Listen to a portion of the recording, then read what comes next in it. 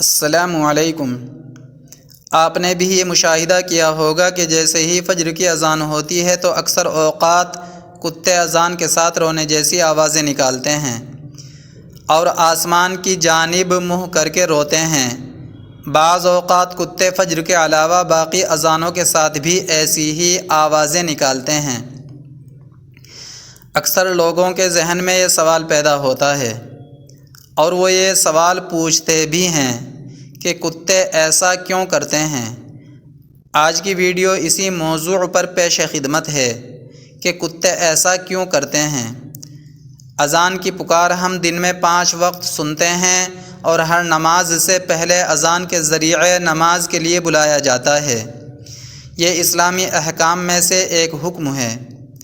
اذان کی کیا اہمیت ہے، اس کی فضیلت کیا ہے اور اس کا حیران کن معجزہ کیا ہے جو اللہ کی بڑائی اور عظمت کی واضح دلیل ہے، اس بارے میں ہم تفصیل ذکر کریں گے۔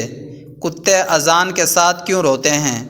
تو یاد رہے کہ روایات میں یہ بات ملتی ہے کہ رات کے اوقات میں اکثر شیاطین اور شیطانی جنات وغیرہ اس کائنات میں گھومتے پھرتے رہتے ہیں اور ان کا یہ گھومنا رات کو ہی ہوتا ہے، اور جیسے ہی مؤذن فجر کی اذان کے لیے اللہ اکبر کی آواز بلند کرتا ہے تو یہ شیاطین اس آواز کو سنتے ہی بھاگنے لگتے ہیں۔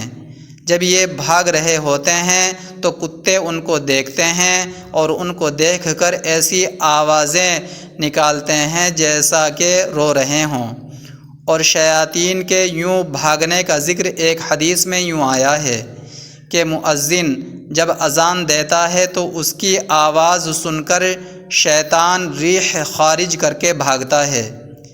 یاد رہے کہ انسانی نظر سے اللہ نے بہت سی باتوں کو پوشیدہ رکھا ہے، لیکن بعض جانوروں میں یہ طاقت رکھی ہے کہ وہ ان چیزوں کو دیکھ سکتے ہیں۔